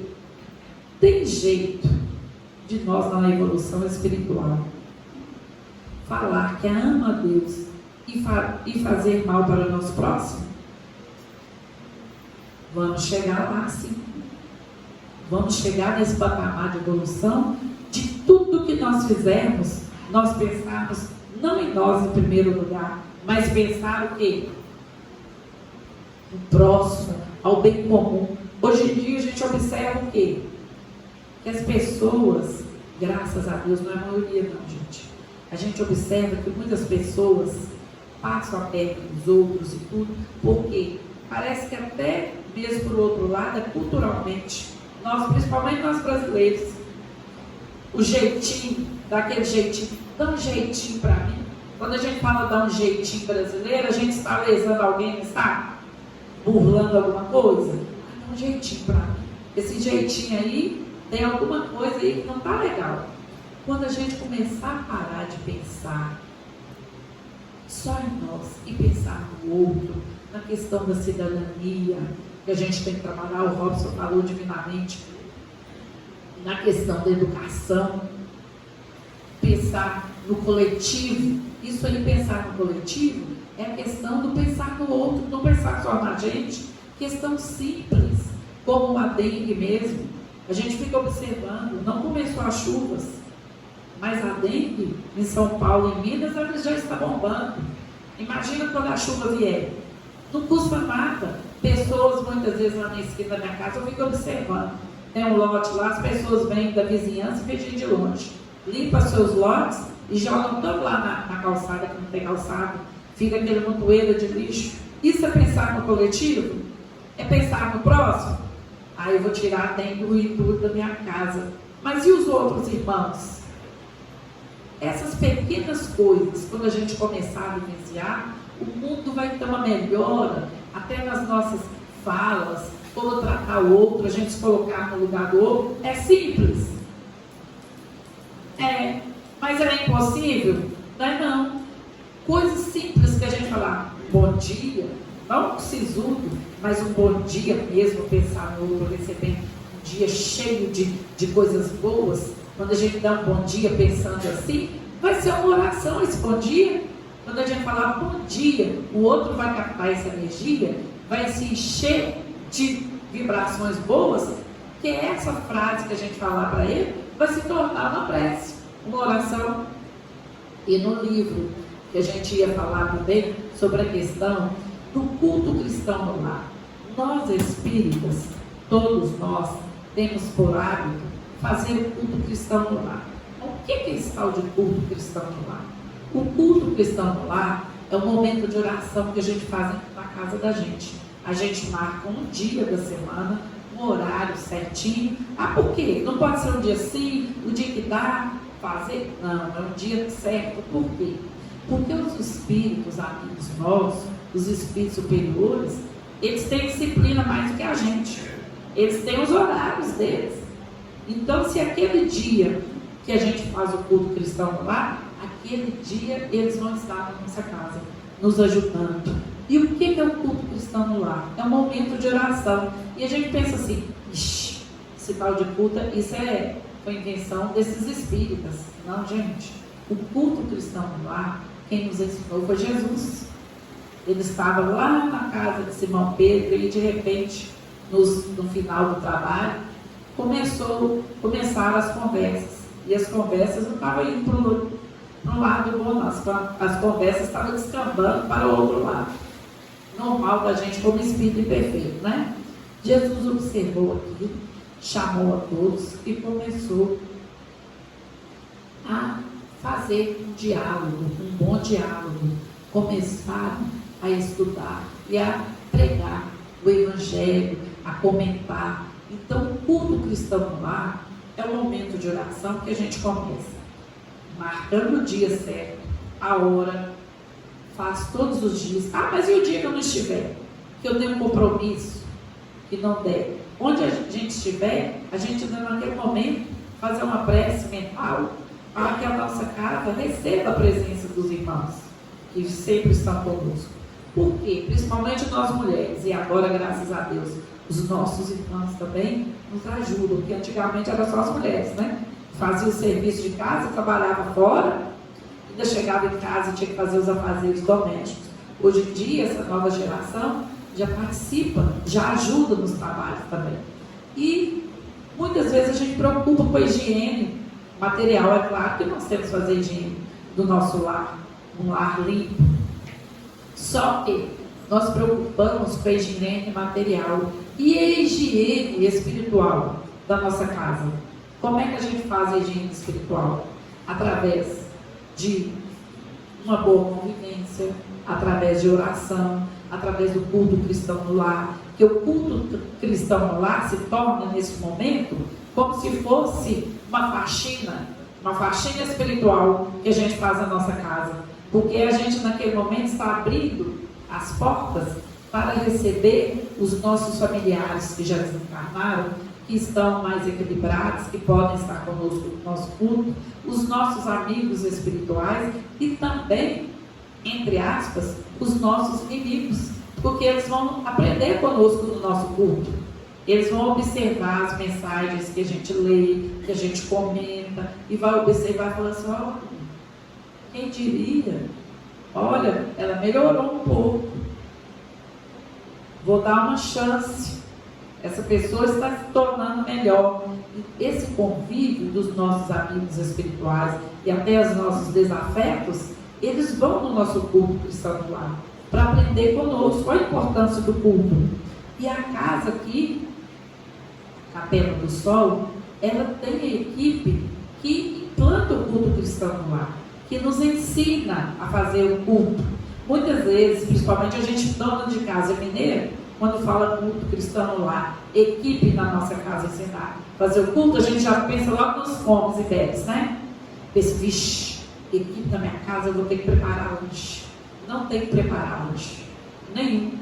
A equipe que vai não pode, quando é uma tarefa assim, não pode comer nada, no sentido assim, por que não? Para não preocupar a pessoa com a questão material, de ficar preocupada em oferecer lanche. Só vai com o intuito de ensinar a implantação do culto cristão no lar. E o culto cristão no lar é um momento de oração que a gente faz com toda a família. Quem tem crianças, tem livros espíritas na linguagem infantil que são excelentes para os meninos lerem, cada encontro, cada semana eles lerem, participarem. Tem a questão de tarefa para todo mundo. Se o telefone tocar naquele momento, fala, é você que vai atender. Se a campainha ou o interfone tocar, é você que vai atender. Então, todo mundo participando do culto cristão lá, todo mundo aprende junto. Eu lembrei, tinha uma amiga minha lá de Corinto, o marido dela não era espírita, não. Ela era espírita, não. Ela usou esse ardil. Ela falou, vamos dar trabalho. Hoje ela é espírita, mas ela já contou isso para ele, viu, gente? Já passou muito tempo. O que ela fazia? De acordo com a semana, ela pegava do Evangelho segundo o Espiritismo, ela falava, vamos dar trabalho, que eu marco com palito de fósforo. O que ele está precisando de ouvir?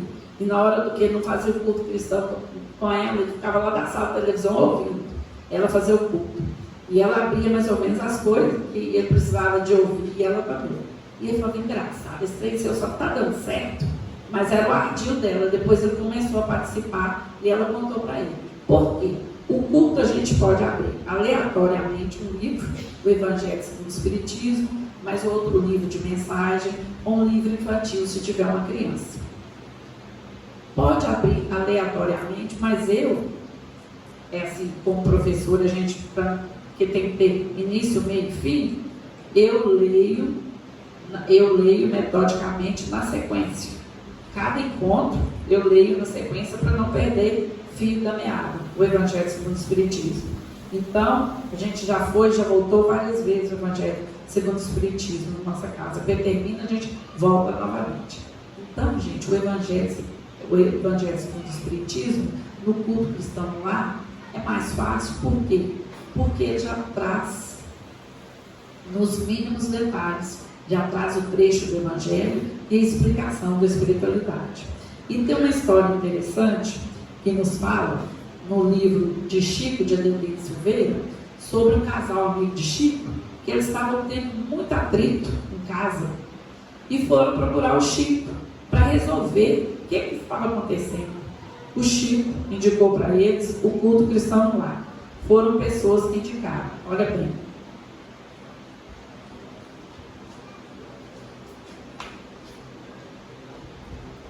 O culto do Evangelho no lar. Um casal amigo do Chico ia começar a fazer o culto do Evangelho no lar e foram informados que se perseverassem com fé fazendo, tendo aquele compromisso, quando fizessem 6 anos, Jesus ia lhes enviar um presente. Gente, vocês fizeram o culto 6 anos, porque eles falaram, quando der 6 anos, nós vamos ganhar um presente. A espiritualidade já falou. Quando completou o 6º ano, estavam ansiosos à espera do presente.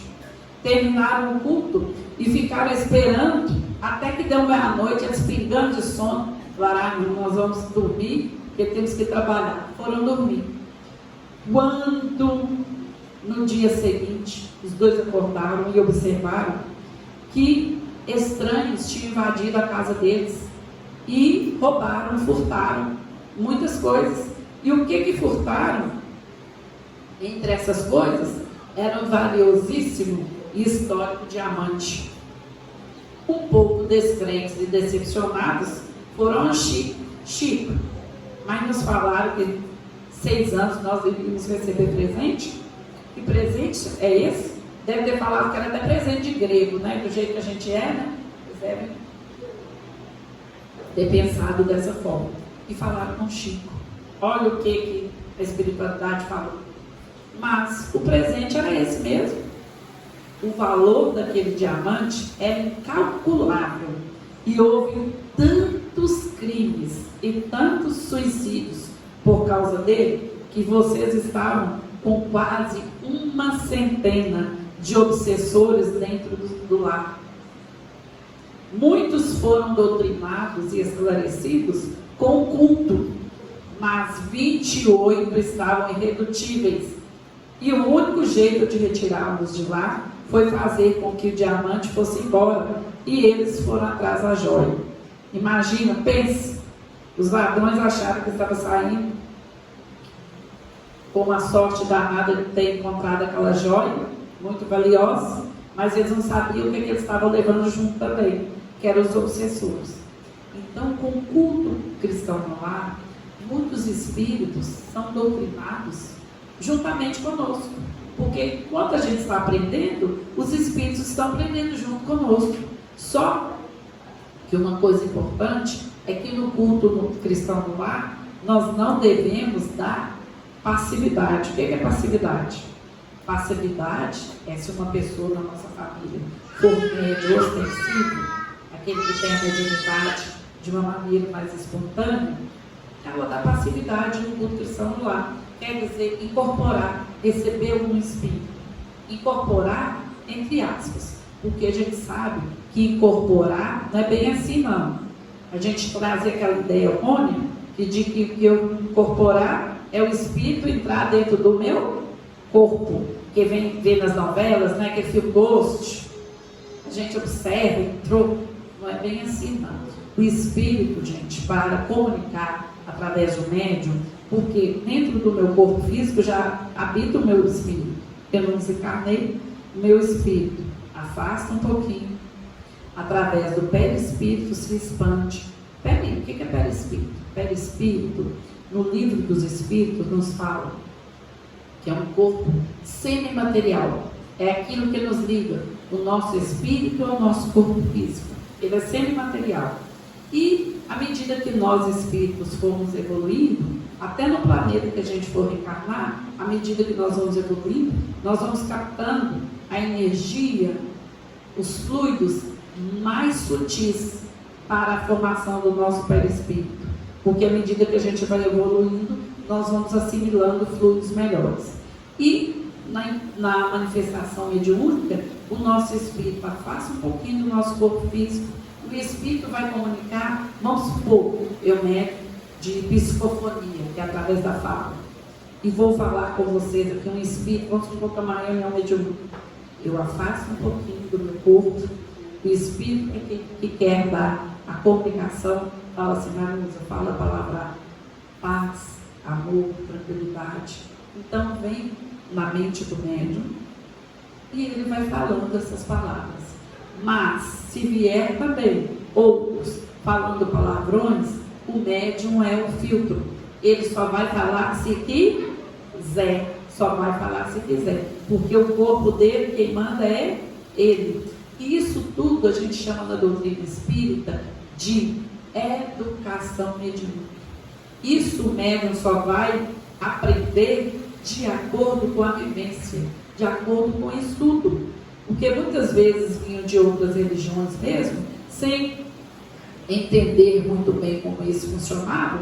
Médium, por exemplo, antigamente as pessoas falavam, tem que desenvolver a mediunidade, tem que ir na casa espírita. Mas a pessoa não sabia como que desenvolve a mediunidade, não. Se a pessoa não sabe como é que desenvolve a mediunidade, pode levar a pessoa para uma reunião mediúnica desse jeito? Pode, gente. Vai dar trabalho, porque não sabe lidar com o fenômeno. Então, quando a pessoa passa a estudar, passa a entender melhor o fenômeno, até se vier, se é um médium ostensivo, e se tiver no lugar ela sentir a presença de algum espírito, ela não vai deixar. Vai fazer uma prece ali, vai falar, irmão, irmã, você vai no lugar onde você vai receber maiores esclarecimentos, que aqui agora não é o momento. Vai aprendendo a lidar com isso. Porque antigamente as pessoas achavam que não tinham condições de controlar, e tudo que o espírito quisesse fazer, o médium fazia.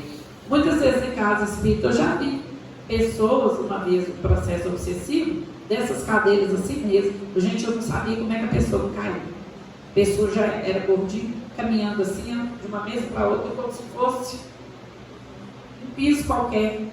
Caminhava de um lado para o outro. Era a pessoa o quê? Processo obsessivo, estava incorporado, mas até que a pessoa estudou, foi controlando, hoje a gente já não permite. Isso só adquire através do estudo.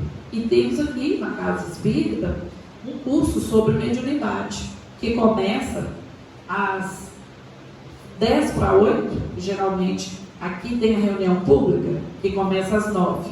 Mas quem quiser ganhar melhor ainda no domingo, ao invés das 9, quem chega às 9 pode chegar às 8, não pode? Nós temos aqui, nesse salão, com você, né, Marco? Com o nosso irmão, o estudo do Evangelho Miudinho. O que é Evangelho Miudinho? Evangelho Miudinho, gente, é estudo do Evangelho. E é um estudo interativo, que não é uma pessoa só que fala, não. Todo mundo que quer falar, fala. Quem não quiser também, não fala, aprende. Então, em círculo, pega um trecho do Evangelho, lê, e cada um vai comentar ali o que achou de interessante, o que entendeu, e todo mundo aprende junto. É o estudo interativo, o Evangelho Miudinho. Temos lá dentro também o estudo. Gente, quando eu estou lembrando aqui, estou ouvindo que ela está falando sobre os estudos, na primeira semana de dezembro, nós vamos começar um curso de passos. Qualquer um pode fazer esse curso, tá? Quem quiser ser trabalhador da casa, pode fazer o curso. Mesmo se não quiser ser trabalhador, pode fazer o curso também. Primeiro domingo de dezembro vai começar, tá bom? Todos estão convidados e todos podem participar. Mesmo aqueles que não quiserem ser trabalhador, podem adquirir conhecimento. Obrigado. E aí, gente, nós temos também, aos domingos, nesse mesmo horário, o estudo sobre mediunidade. Muitas vezes a pessoa fica assim, eu queria aprender o que é médium. Médium, a gente sabe que médium é aquela pessoa que é intermediária entre o plano espiritual e o plano físico. Ah, mas eu quero saber que tipo de mediunidade que eu tenho. Gente, tem gente que morre de medo de falar que é médium, mas todos nós somos médiums. Quem nos disse foi Allan Kardec. Todos nós somos médiums. Todos nós sentimos em qualquer grau a presença dos espíritos. Eu tenho uma cunhada, ela é católica demais. E ela falou assim comigo, Marusa, eu eu queria acreditar nessa questão dos espíritos, em reunião e tudo, porque eu não sei se recebe mesmo essa influência toda dos espíritos. Eu falei assim, minha filha, você não é devota de Nossa Senhora e tudo? Como é que ela te ajuda? Ela ficou calada. Ajuda através do quê? Da intuição, da percepção. Isso é o quê? É a mediunidade. Como é que os espíritos vão nos ajudar, dos santos? Porque muitas vezes a pessoa faz oração para os santos. Como é que os santos vão nos ajudar? Através de pessoas como nós vimos, através da intuição, através do quê? Da mediunidade. E tem um livro excelente também na livraria, gente, que eu estou adorando. Chama-se A Mediunidade dos Santos. Um estudo feito sobre os santos da Igreja Católica, que nós sabemos que são espíritos mais evoluídos do que o nosso, obviamente, mas nós vamos chegar lá. E estudando sobre cada um deles e falando sobre o tipo de mediunidade que eles têm. É um livro muito interessante, tem na livraria aqui. Então, gente, o que a gente tinha para falar era isso, que oração todos nós devemos e podemos fazer. Não precisa ser em voz alta, pode ser mental. Muitas vezes, como já me ocorreu comigo, com a minha mãe, nós passamos um momento tão sério. Minha irmã, graças a Deus ela vem, hoje ela não veio porque eles estão viajando. Ela toma medicação controlada e tem vários anos, ela não dá crises de epilepsia, graças a Deus. E a gente sabe que além da epilepsia, a gente sabe que tem processo obsessivo aí. E uma vez nós não morávamos aqui, nós tínhamos acabado de chegar, nós chegamos, era 10h30. Eu sei que era 20 para 11, ela já começou com as crises convulsivas e não parava, mordendo a língua e tudo, aquele desespero para levar, não tinha hoje a UPA, era um outro hospital. E só sei que o moço do táxi foi muito assim, humano, que ele, quando viu aquela situação, ele foi chegando e carregando ela no colo, e eu e mãe, a gente começava a fazer prece, até em voz alta, mas a prece não saía. Porque nós ficamos tão desequilibrados e desvoroçados com a situação. E o que eu fiz? Comecei a entoar hinos. Porque muitas vezes, quando a gente está naquele desequilíbrio, a gente não consegue fazer uma oração, não. Quem já passou por uma situação dessa, gente? De estar num momento assim, a gente começa a fazer oração e a oração se perde. Alguém já passou por esse momento? Ah lá, uma pessoa levantou, vários levantaram. Quando a gente ficar nessa situação, sabe o que a gente faz? Canta uma música que nos traz harmonia. Pode ser uma música da Igreja Católica mesmo, tem tanta música bonita, uma música mesmo aqui da doutrina, as músicas da Elizabeth, coloca, vai ouvir, canta em voz alta, que a gente começa a equilibrar. Quando a gente começa a equilibrar, a nossa vibração, a nossa sintonia melhora, aí a gente consegue fazer oração. E aí nós fizemos assim, eu comecei a entoar isso, esta foi a nossa oração.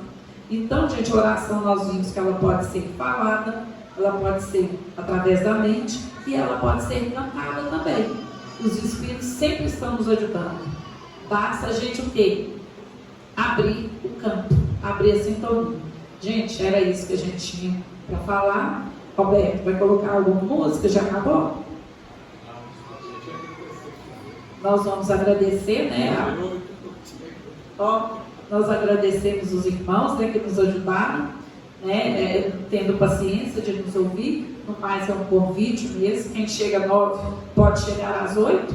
Temos o grupo de estudo do Evangelho e temos lá o grupo da mediunidade. Gente, da mediunidade, assim também como do Evangelho, está bombando. Porque muitas vezes a pessoa fica assim, olha, acontece comigo na minha família, com uma pessoa da minha família, de acontecer isso, isso e isso com ela. Isso é mediunidade? Já aconteceu essa história comigo? Então, assim, todo mundo aprende junto e ninguém sabe mais que o outro, não. Está todo mundo aprendendo junto, estudando junto. Que a paz de Jesus esteja com todos.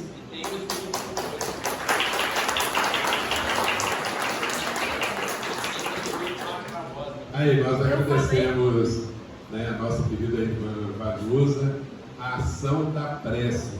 Vanusa, só antes de você ir embora, você terá falado antes, né, mas alguns estavam em tratamento ou estavam nos passes.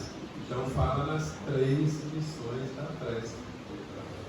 Nós falamos no início, né, gente? Que é louvar, não é isso? Agradecer e o quê? Vamos, gente, as 3 aí? Louvar, pedir e agradecer. Mas é qual que nós usamos mais, gente? Pedir. Gente, o tanto que a gente tem que agradecer, a gente, graças a Deus, que Deus, né, não importa com a nossa ingratidão. Eu falo que é coisa simples. Quem já pegou dengue aí, gente? Quem já pegou? Não tem, não é, como diz minha colega, não é para acabar. A gente fica de cama, tenta levantar, a cama gira toda, aquela confusão, toda febre.